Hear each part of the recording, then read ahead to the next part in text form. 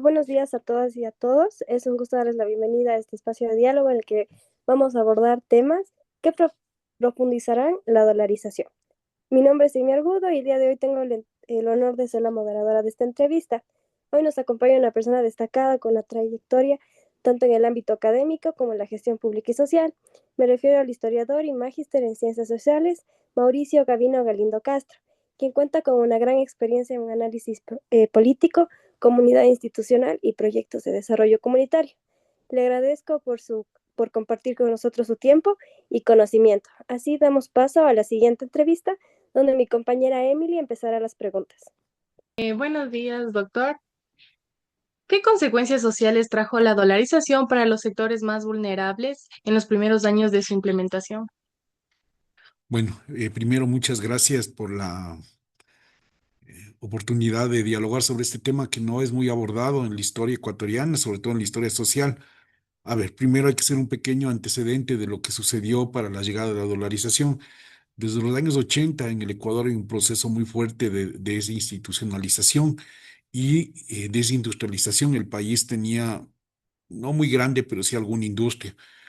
Entonces, desde los años 90, fines de los 80, había empezado ya desde el 80 una crisis económica muy fuerte por la caída de los precios del petróleo. En el 87 hubo un terremoto súper fuerte que afectó la economía nacional de manera muy significativa.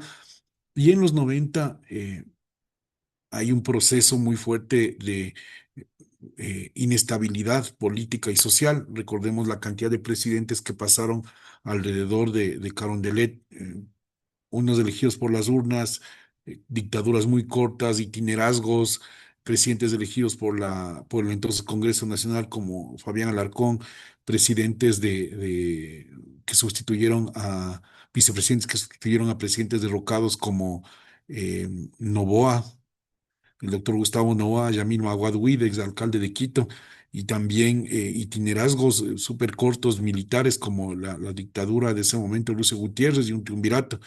Pues toda esta inestabilidad y la guerra con el Perú eh, llegaron a un punto de desastre económico y social muy fuerte, que se ahondó en la década de los 90 con el conocido como feriado bancario, unido a la dolarización de fines de los años 90. Este proceso social de la dolarización se llevó a cabo de una manera, por decirlo menos, inconsulta y antitécnica. Era algo que sí estabilizó la economía, pero que ya lo había propuesto algo parecido a Abdalá Bucaram unos 3, 4 años antes en su mandato, y que muchos economistas dicen que si hubiera tomado en ese momento la decisión, la economía nacional no hubiera resentido de esa manera. ¿Qué es lo que pasa con la dolarización? Cuando empieza la escalada de precios del dólar, el dólar estaba, digamos, a 2.500, escala 5.000 y se espera que llegue a 25.000 sucres en esa época para decretar la dolarización, la convertibilidad y la dolarización que se llevó a cabo de una manera que empobreció a tremendos estratos de la, de las diversas clases sociales, sobre todo a la clase media y popular, porque muchos banqueros se enriquecieron de manera brutal. Por ejemplo, el Banco del Progreso, de Aspiazo, y de los más beneficiados fueron el expresidente Lazo, que en esa época duplicó sus ingresos, su patrimonio, y que él fue el superministro de Economía que puso todas las medidas que llevaron a cabo la dolarización un poco antes. Las consecuencias eh, reales fueron una masiva empobrecimiento de la población, una destrucción del tejido productivo por la falta de competitividad. Aunado a que poco antes, unos 3, 4 años antes, Lucio Gutiérrez había decretado eh, convenios bilaterales de venta de productos, sobre todo chinos, en el país, que destruyó sobre todo la industria textil y del calzado y a los electrodomésticos. A eso también se le aúna una falta muy fuerte de fuentes de empleo, que lo que ocasionó fue una estampida migratoria de aproximadamente el 10% de la población nacional en ese momento, 1,5 millones de personas, y como consecuencia social, la destrucción de las familias, que pocos años después se produce una explosión de nacimientos, porque las familias desintegradas, que generalmente eran jóvenes que habían quedado a cuidar a sus abuelos, para recuperar sus familias se unen con otras súper jóvenes y lo que sucede es que hay una explosión de nacimientos en esa época. Incremento de violaciones, la inseguridad a fines de los 90 era terrible, las ciudades también había una falta general de servicios básicos, destrucción del servicio de salud, decadencia del servicio de educación, tanto media, básica como también de superior. O sea, el país en general cae en una crisis que además en el Ecuador es cíclica, porque esa crisis es muy parecida en los años 30, en los años 60, en los 90, y estamos ahorita en las épocas de los 2020 y estamos con una crisis muy parecida, aunque esta es mucho más profunda, porque en esa época había modelos políticos y sociales que respaldaban por lo menos una cierta recuperación de la economía. Buenos días, Magíster Mauricio Galindo. Antes que nada, le agradezco por brindarnos este Un espacio gusto. tan valioso para dialogar sobre un proceso tan complejo y determinante en la historia económica y social del Ecuador, como fue la dolarización. Sabemos que su experiencia como historiador y sociólogo, así como su trayectoria en análisis político y comunicación, aportan una gran mirada integral y es clave para comprender los impactos de este fenómeno. Desde esa perspectiva, quisiera preguntarle lo siguiente. ¿Qué papel jugaron los organismos internacionales como el FMI o el Banco Mundial en este proceso? Bueno, recordemos que en los años 90 hubo una oleada neoliberal en América Latina, iniciada en los años 80, pero profundizada con mucho en los 90. Y el modelo a seguir era el supuesto modelo exitoso argentino de Cavallo y de Menem. Cavallo, ministro de Economía y Finanzas de Menem, que decretó la famosa convertibilidad en que el sector público fue privatizado y con esos ingresos durante algunos años Argentina creció.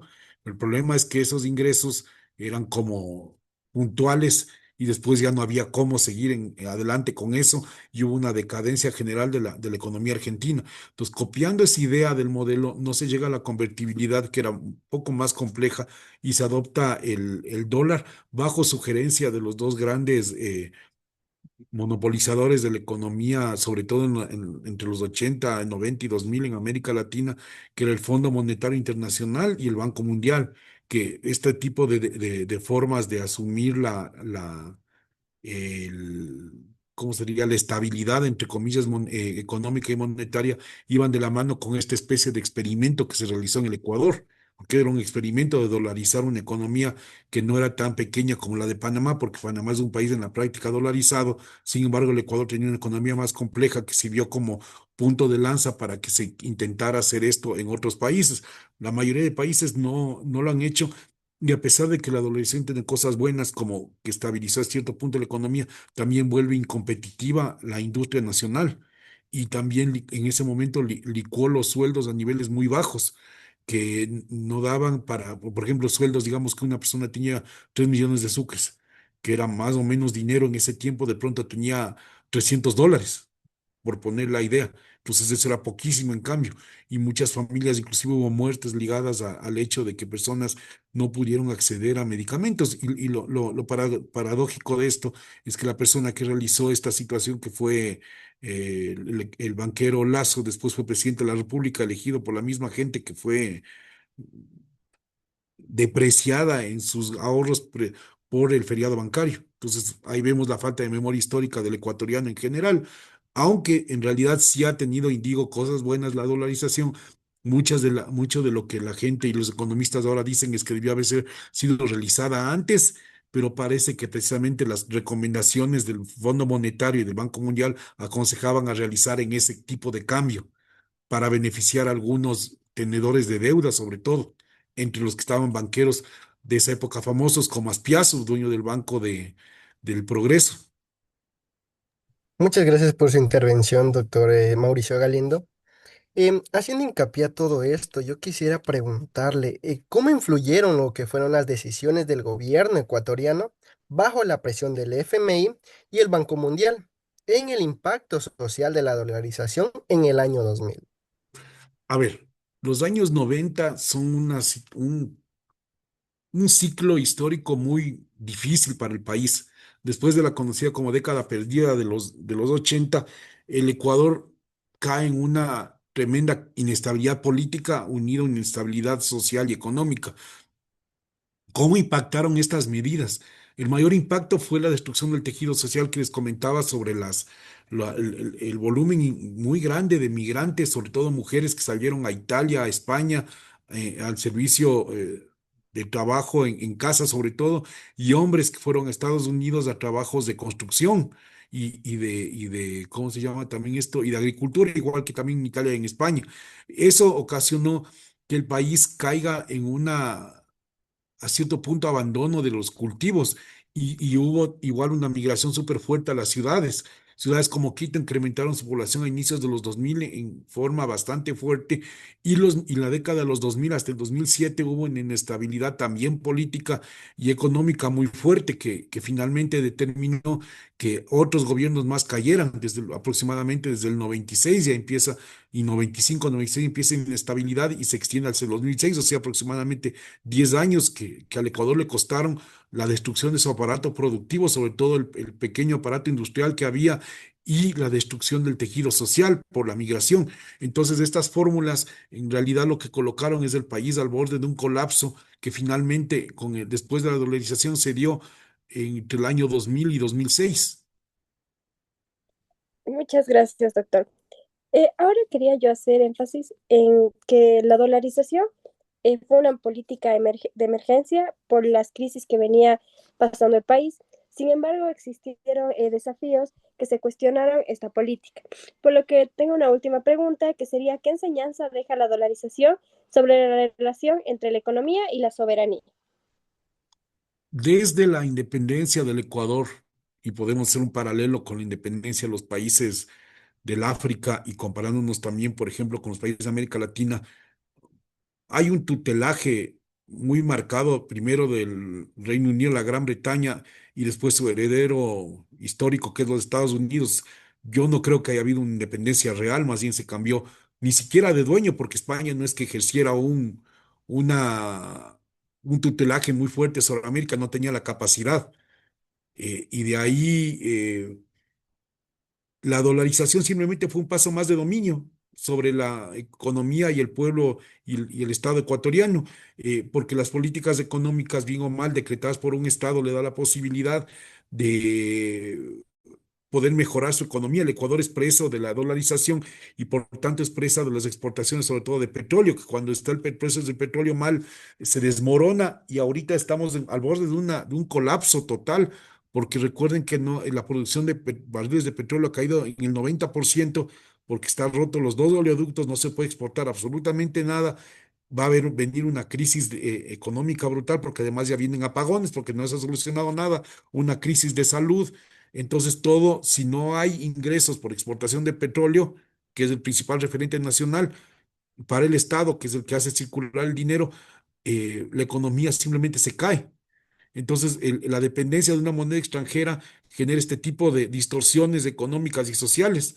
De, si fuera tan buena la dolarización, la mayoría de los países del mundo lo hubieran adoptado, ¿no? Y no hay muchos países que hayan adoptado, a excepción del país que emite, que es Estados Unidos, que además tiene también un defecto. Los Estados Unidos emite dinero a morir sin respaldo. Entonces vive de la especulación financiera.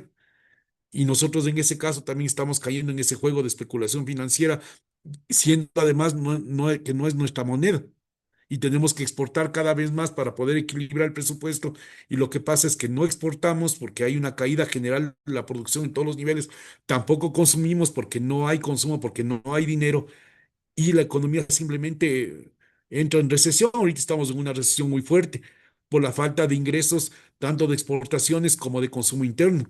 Y la enseñanza que nos quedaría es que hacer algo como lo que se hizo de esa manera en ese tiempo, primero no era lo lógico, era necesario desde mi punto de vista, pero no era lo lógico.